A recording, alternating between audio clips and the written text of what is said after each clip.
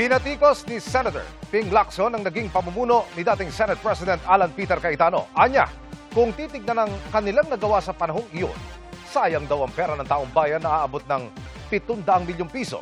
Pero, buwelta ni Cayetano, ang grupo raw ni Lacson ang dahilan kung bakit hindi nakapagtrabaho noon ang Senado. Nakatutok si Mark Salazar. Thank you very much, Mr. President. Naayos na ang leadership crisis sa Senado pero tila hindi pa nagkakaayos ang majority at minority senators. Naglabas ngayon ng pahayag si Senador Ping Lacson kung saan binatikos niya ang naging termino ni Senador Alan Peter Cayetano bilang Senate President at nang hinayang sa nasayang daw na pera ng taong bayan.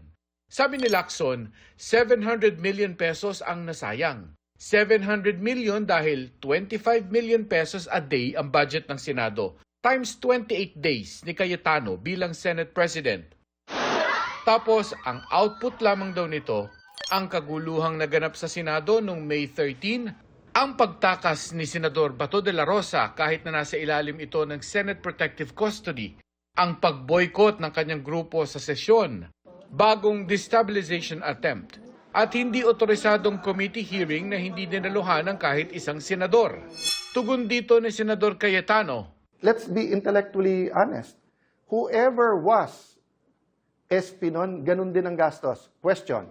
Pero bakit sila one day may napasa? dagdag niya, ang grupo ni Lacson ang dahilan kung bakit hindi nakapagtrabaho ang Senado. What did the group of Senator Win and Senator Lacson do?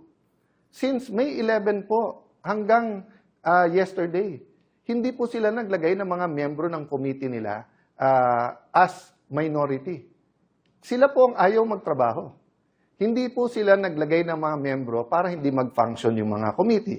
Tanong pa ni Cayetano kay Lacson, bakit daw hindi gamitin ni Lacson ang galing sa pag-imbestiga at paharapin sa investigasyon ang mga dating bodyguard ni Zaldico?